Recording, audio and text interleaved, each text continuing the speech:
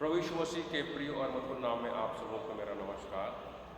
पिछले काफ़ी लंबे समय से हम लोग अपने अपने घरों में रह करके परमेश्वर की भक्ति और परमेश्वर की आराधना कर रहे हैं और एक तरह से हमारे लिए एक अच्छा अवसर है कि हम अपने घर की आराधना को नियमित कर सकें, न केवल सिर्फ रविवार को लेकिन दूसरे दिनों में भी हम अपने घरों में बैठ करके परमेश्वर की महिमा और परमेश्वर की आराधना करने वाले बन सकें। हमारे लिए आवश्यक है कि हम ऐसे स्थिति में निरंतर परमेश्वर से प्रार्थना करें और उसे हमारी अगुवाई करें, विशेष करके इन हालातों में जबकि हम इस बात को देख रहे हैं और समझ रहे हैं कि धमतरी में भी कोरोना का असर जो है, प्रभाव जो है निरंतर बढ़ता जा रहा है और हमारे कुछ मसीही परिवार भी इसके कारण से प्रभावित हो चुके हैं। इसलिए हम उन तमाम लोगों को निरंतर अपनी अपनी प्रार्थनाओं में हम स्मरण करते रहें कि परमेश्वर ऐसे लोगों के साथ रहें जो कोरोना से प्रभावित हैं, उनकी चंगाई के लिए प्रार्थना करें और हम सब जो अभी सुरक्षित हैं या अपने आप को हम सुरक्षित महसूस कर रहे हैं, हम स्वयं अपने आप के लिए, कलीसिया के लोगों के लिए, धमतरी शहर के लिए और हर एक के लिए हम निरंतर प्रार्थना करने वाले बने कि परमेश्वर हमें इस महामारी से बचा करके रखें, हम सुरक्षित रहें और निरंतर परमेश्वर के चरणों पर रहें। आज का जो वचन हमारे सामने रखा गया परमेश्वर के वचन से नहम्या, उसके पहले अध्याय के 1 से 11 पद तक हमने पढ़ा है और जब हम नहम्या की किताब को पूरा पढ़ते हैं तो उसमें शहर पनाह के निर्माण की बात को मुख्य तौर पर हम देखते हैं। अगर हम नहम्या की पूरी किताब को स्टडी करेंगे, अध्ययन करेंगे, तो उसके लिए बहुत आवश्यक ये भी है कि हम एजरा की किताब का भी अध्ययन करें। अगर एजरा की किताब को पढ़ेंगे तो हमको वहाँ बहुत सारी बातें जो है वो सब इस बारे में हमको पढ़ने को मिलती है कि कैसे परमेश्वर के मंदिर का निर्माण किया गया। इतिहास के बाद और भी जो बातें हुई वो एजरा और नहम्या की किताबों में हमको पढ़ने को मिलता है। खास करके एजरा में हम इस बात को देखते हैं कि बंधुआई के पश्चात कुछ लोगों को वापस आने का अवसर मिला। कुछ लोग जो है बंधुआई से छोड़े गए और वो वापस जो है वो यरूशलेम में आए। दूसरी बात हम इस बात को देखते हैं कि यरूशलेम जब कुछ लोग आ गए तो उन्होंने यरूशलेम के मंदिर का पुनः निर्माण किया और उसके साथ ही साथ मंदिर का समर्पण किया और परमेश्वर की उपासना को उन्होंने फिर से प्रारंभ किया। परमेश्वर के मंदिर का निर्माण के साथ परमेश्वर की आराधना वो करने ही लगे और फिर उसके पश्चात एजरा ही में हम इस बात में पढ़ते हैं कि कुछ और वर्षों के बाद एजरा के नेतृत्व में यहूदियों का एक और दल जो है यरूशलेम वापस लौटते हैं। इस बात का वर्णन भी हम वहाँ देखते हैं। एजरा के जीवन के बारे में दो महत्वपूर्ण बातें हैं कि वो व्यवस्था का जानने वाला था। परमेश्वर की जो व्यवस्था थी जिसे हम उत्पत्ति से लेकर के व्यवस्था विवरण तक की किताबों में पढ़ते हैं, उन सारी बातों का वो अच्छा जानकार था और इसके साथ ही साथ वो इस्राएल के न केवल सामाजिक जीवन लेकिन इस्राएल के आत्मिक जीवन के विकास के लिए भी वो निरंतर काम करता है। और जब हम नहम्या की किताब में आते हैं तो वहाँ भी कुछ महत्वपूर्ण बातें हैं। एक तो ये कि नहम्या को यहूदा के ऊपर यरूशलेम में राज्यपाल की नियुक्ति की गई। नहम्या का राज्यपाल के रूप में नियुक्ति हुई और उसके पश्चात वो यरूशलेम की दीवार जो ढह गई थी उसका निर्माण करता है और इसके साथ ही साथ न केवल यरूशलेम के दीवार के निर्माण की बात वहाँ है, लेकिन यरूशलेम इस्राएल के सामाजिक और आत्मिक जीवन के सुधार का काम भी वो करता है। उसके पश्चात हम नहम्या में इस बात को पढ़ते हैं कि एजरा के द्वारा लोगों को परमेश्वर के व्यवस्था को गंभीरतापूर्वक पढ़ करके सुनाया जाता है और तब लोग अपने अपने पापों का अंगीकार करते हैं और उसके बाद राज्यपाल के तौर पर नहम्याह के और भी कार्यों का वर्णन हम नहम्याह की किताब में पढ़ते हैं। नहम्याह का परमेश्वर के ऊपर अटूट विश्वास था। ये नहम्याह की किताब को जब हम पढ़ते हैं तो हमको समझ में आता है। और वो निरंतर परमेश्वर से प्रार्थना करने वाला था। वो एक ऐसा सेवक था जो परमेश्वर से निरंतर प्रार्थना किया करता था।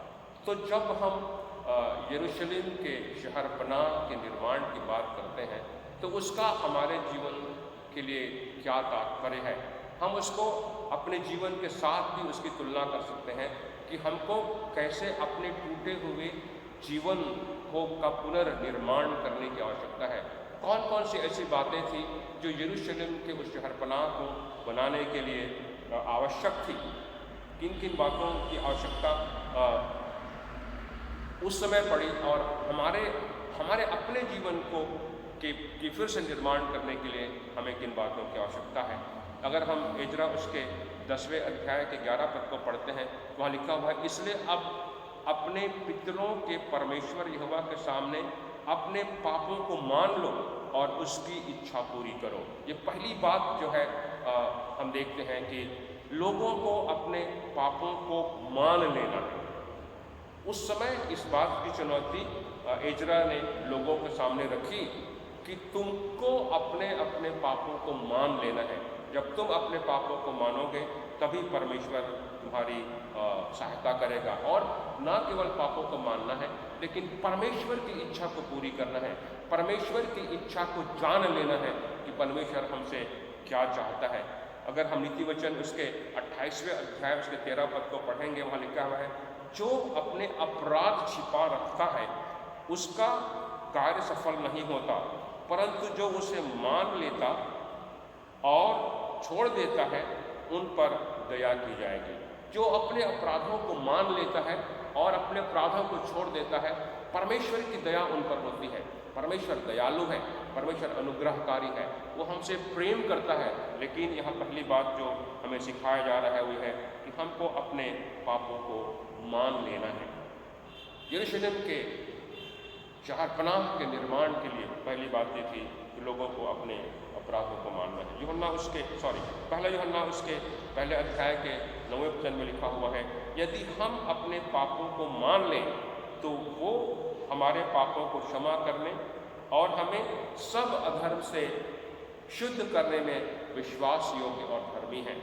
सब अधर्म से शुद्ध करने में विश्वास योग्य और धर्मी है। परमेश्वर हमारा विश्वास योग्य परमेश्वर है। जब हम अपने अपराधों को मान लेते हैं तो वो हमारे अपराधों को क्षमा करते हैं। बाइबल में हम बहुत सारे उदाहरण पढ़ते हैं। एक बहुत बड़ा उदाहरण दाऊद के जीवन का है कि किस प्रकार से वो पाप में पड़ गया, लेकिन जब परमेश्वर के करीब वो आया, परमेश्वर के सामने अपने अपराधों को मान लिया तो परमेश्वर ने उसके अपराधों को क्षमा किया।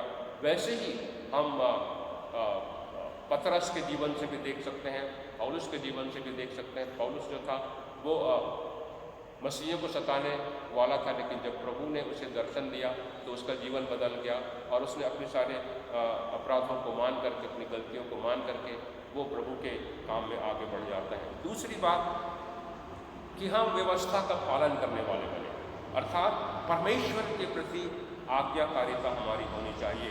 व्यवस्था विवरण को हम जब पढ़ें इसके 26वें अध्याय के 13 वचन में, तो वहाँ इस प्रकार से हमें बताया जा रहा है कि व्यवस्था का परमेश्वर की आज्ञा के अनुसार पालन करना।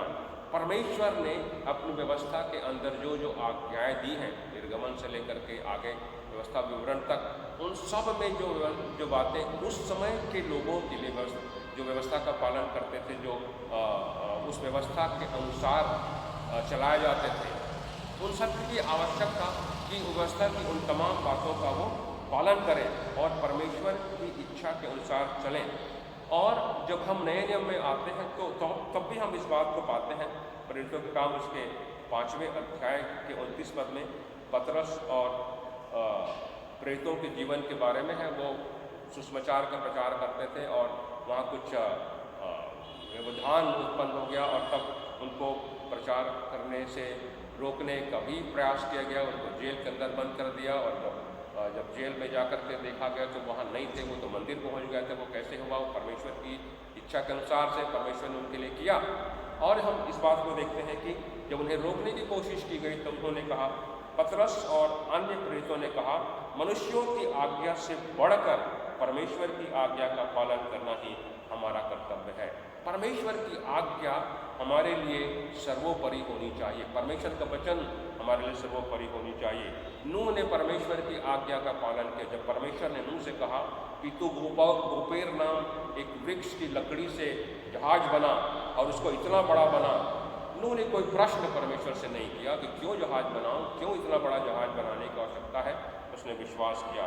और वैसे ही इब्राहिम के जीवन को हम देखें कि ये इब्राहिम भी परमेश्वर की व्यवस्था का, परमेश्वर की आज्ञा का पालन करने वाला व्यक्ति था। उसने किसी भी प्रकार से परमेश्वर से प्रश्न नहीं किया। जब परमेश्वर से कहा कि तू अपने घर को छोड़ करके निकल जा, उसे नहीं पता था कहाँ जाना है, परंतु परमेश्वर के ऊपर वो विश्वास करता है और परमेश्वर की आज्ञा का पालन करता है। फिर तीसरी बात, हम परमेश्वर की सामर्थ्य को जानें। परमेश्वर की सामर्थ्य को जानना और परमेश्वर की सामर्थ्य को समझना हमारे लिए आवश्यक है। परमेश्वर की सामर्थ्य को पहचानना हमारे लिए आवश्यक है। परमेश्वर सामर्थी है, वो हमारे जीवनों में बड़े से बड़ा काम कर सकता है। यहाँ नहम्याह उसके पहले अध्याय के 9 और 10 पद में लिखा है, तुम में से निकाले हुए लोग आकाश के छोर में भी हो तो भी मैं उनको वहाँ से इकट्ठा करके उस स्थान पर पहुँचाऊँगा जिसे मैंने अपने नाम के निवास के लिए चुन लिया है। अब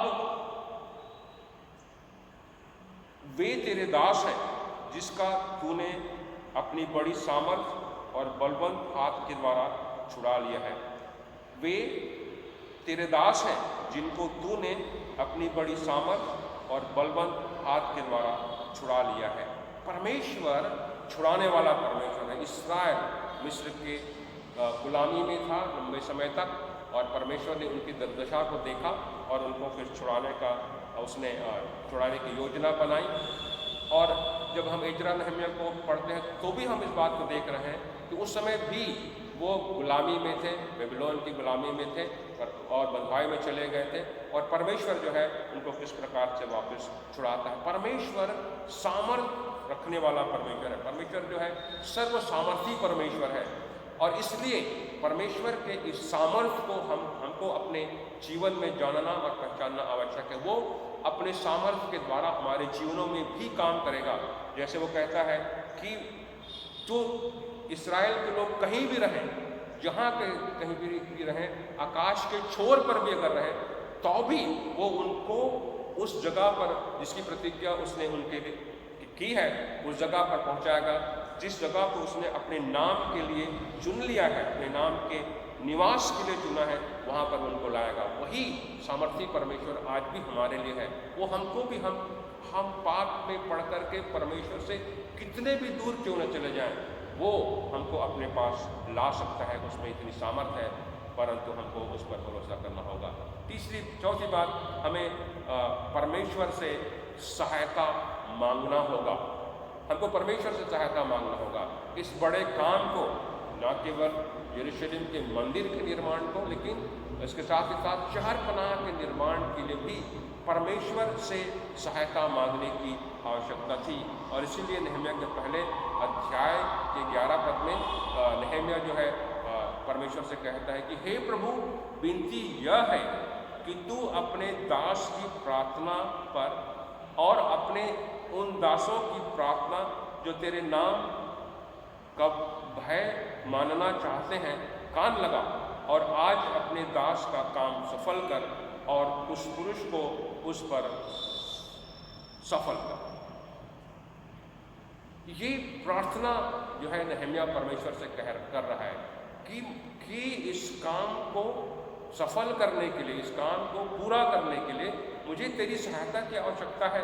मैं परमेश्वर तेरे बगैर नहीं कर सकता। इसलिए कहता है कि जो मैं प्रार्थना करता हूँ और तेरे दास लोग तुझसे प्रार्थना करते हैं, तो उनकी प्रार्थना को सुन, उनकी ओर जो तेरा भय मानते हैं, जो तेरा भय मानना चाहते हैं, उनकी ओर अपना कान लगा।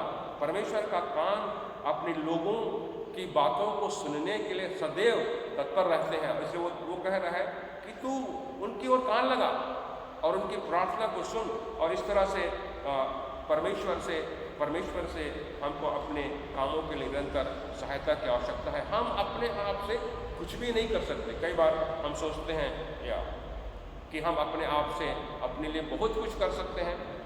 संसारिक बातें तो हम लोग अपने लिए कर सकते हैं, लेकिन जहाँ तक हमारे छुड़ाए जाने की बात है, हमारे उद्धार की बात है, हम उसके लिए अपने आप से कुछ भी नहीं कर सकते हैं। वो जो है वो परमेश्वर ही करेगा। परमेश्वर ने कर दिया। परमेश्वर ने यीशु मसीह को, अपने पुत्र को इस संसार में भेज दिया है कि हम उस पर विश्वास करें कि वो हमारे लिए मरा, हमारे लिए गाड़ा गया, हमारे लिए जी उठा। और जब हम परमेश्वर से सहायता मांगते हैं कि वो हमारे जीवन में काम करे, तो वो हमारे जीवन में काम भी करता है और हमें पाप की गुलामी से बचाता भी है। परमेश्वर के ऊपर संपूर्ण भरोसा रखना, परमेश्वर के ऊपर संपूर्ण भरोसा रखना। नहम्याह के दूसरे अध्याय के 4 पद में हम इस बात को देख सकते हैं। तब मैंने स्वर्ग के परमेश्वर से प्रार्थना करके राजा से कहा। राजा से बात करनी थी। राजा उसे पूछे तो क्या चाहता है। तब नहम्याह जो है वो अपनी बुद्धि और अपने ज्ञान से राजा से बातचीत नहीं करता है, लेकिन वो परमेश्वर पर भरोसा करके परमेश्वर से प्रार्थना करता है, परमेश्वर के ऊपर अपना भरोसा रखता है। उसे पता है कि जब मैं परमेश्वर से प्रार्थना करूंगा, परमेश्वर से अगुवाई मांगूंगा, तो परमेश्वर जो है निश्चित उसकी सहायता करेगा। भजन संहिता 27वें अध्याय के 3 पद में लिखा है, यहोवा पर भरोसा रख और भला कर, देश में बसा रह और सच्चाई से में मन लगाए रहा। और 5वें पद में लिखा है, अपने मार्ग की चिंता यहोवा पर छोड़ दे और उस पर भरोसा रख, वही पूरा करेगा। हमारे जीवन की सारी आवश्यकताओं को, हमारे जीवन की न केवल सांसारिक आवश्यकताओं को, लेकिन हमारे जीवन की आत्मिक आवश्यकताओं के लिए भी हमको अपने परमेश्वर यहोवा के ऊपर भरोसा रखना है। जैसे नहम्याह परमेश्वर के ऊपर भरोसा रखने वाला व्यक्ति था, विश्वास करने वाला व्यक्ति था, वैसे ही हमको अपने संपूर्ण जीवन के लिए पूरी तरह से परमेश्वर के ऊपर भरोसा रखना होगा। जब हम परमेश्वर पर भरोसा रखेंगे तो परमेश्वर हमारे लिए रास्ता निकालेगा। हम अपनी असफलताओं को ना देखें। हमारे जीवन में असफलताएं तो हैं, हमारे जीवन में कमियां तो हैं, हमारे जीवन में कमजोरियां तो हैं, लेकिन हम उनको ना देखें। लेकिन जैसा इफिसियों उसके 6वें अध्याय में लिखा हुआ है कि हम परमेश्वर के हथियारों को बांध लें, परमेश्वर के हथियारों को बांध दें, जिससे हम उस दुष्ट के सारे आक्रमणों का हम सामना कर पाएंगे। वहाँ लिखा हुआ है, सत्य से कमर बांधकर, अर्थात सच्चाई, सत्य हमारे जीवन में होना चाहिए। सत्य क्या है? यीशु मसीह ने कहा, सत्य मार्ग और जीवन मैं हूँ। अर्थात यीशु मसीह से हमको अपनी कमर को कसना है। धार्मिकता की झीलम, मेल के सुसमाचार की तैयारी के जूते, विश्वास की ढाल, उद्धार का टोप, आत्मा की तलवार जो परमेश्वर का वचन है, प्रार्थना और विनती करते रहो। और इसी प्रकार यहोशू उसके 8वें अध्याय में हम परमेश्वर की प्रतिज्ञा को देखते हैं। परमेश्वर ने उससे कहा, यहोशू से कहा, मत डर, मत डर। हम जब डर और कठिनाई की स्थिति में होते हैं तो परमेश्वर का ये वचन हमें साहस देता है। परमेश्वर यहोवा ने यहोशू से कहा, मत डर और तेरा मन कच्चा ना हो। कई बार ऐसा होता है, ये खास करके जब हम आज कोविड-19 की बात करते हैं और लोगों को प्रभावित सुनते हैं, लोगों को की मृत्यु के बारे में सुनते हैं कि हजारों और लाखों लोग दुनिया में मर रहे हैं इस बीमारी के कारण से, तो कहीं ना कहीं हमारा मन कच्चा हो जाता है, कहीं ना कहीं हमें डर या भय पैदा हो जाता है। लेकिन परमेश्वर पर हम भरोसा करने वाले बने। परमेश्वर जब हम भरोसा करेंगे, निश्चित तौर पर परमेश्वर हमारी सहायता करेगा। उसने कहा यहोशू से मत डर, और यहोशू युद्ध के लिए जा रहा था और परमेश्वर ने कहा कि मत डर, तेरा मन कच्चा न होगे तो मैं तेरे साथ हूँ। वही परमेश्वर आज भी है। हमारे जीवन में जब संघर्ष होता है, जब हम कठिनाइयों से संघर्ष करते हैं, परीक्षाओं से संघर्ष करते हैं, पाप से संघर्ष करते हैं, परमेश्वर हमारे जीवन को मजबूत बनाने के लिए, हमारे जीवन रूपी शहरपनाह को फिर से स्थापित करने के लिए हमारी सहायता करने को तैयार है। क्या हम तैयार हैं कि हम परमेश्वर के करीब जाएं, परमेश्वर के करीब जा करके उससे प्रार्थना करने वाले बने, उस पर भरोसा करने वाले बने, उससे मांगने वाले बने, उससे हम साहस और शक्ति और आत्मा को प्राप्त करें, ताकि हम अपने जीवन में आगे बढ़ सकें और हमारा आत्मिक जीवन और भी अधिक मजबूत बन सके। परमेश्वर करे इन वचनों के द्वारा हम बहुतायत की आशीष प्राप्त करें। आइए हम प्रार्थना करें। हमारे पिता परमेश्वर, हम तेरे चरणों पर आते हैं, तेरे नाम का धन्यवाद करते हैं, तेरी महिमा करते हैं, तुझे आदर और सम्मान देते हैं। तो हमारा सामर्थ्य ईश्वर है, हम धन्यवाद करते हैं तेरे वचनों के लिए जो हमें सिखाता है कि हम अपने जीवन को पूरी तरह से तेरे हाथों में दे दें और तू उन्हें हमारे जीवनों को संचालित करने वाला ईश्वर है। प्यारे पिता परमेश्वर, हमसे प्रार्थना करते हैं इस कलीसिया के तमाम लोगों के संग साथ जिन्होंने इस संदेश को सुना है, पिता परमेश्वर सुन रहे हैं, उन्हें तो अपनी आत्मा से भर दे, आत्मा की अगुवाई दे पिता परमेश्वर, कि हम तेरे वचन पर चलने वाले बने, तेरी आज्ञाओं को मानने वाले बने और तेरी इच्छाओं को पूरी करने वाले बन सकें। सारी बातों में धन्यवाद के साथ इस प्रार्थना को तेरे प्यारे पुत्र प्रभु यीशु मसीह के नाम से मांगते हैं, सुन कर। आमीन।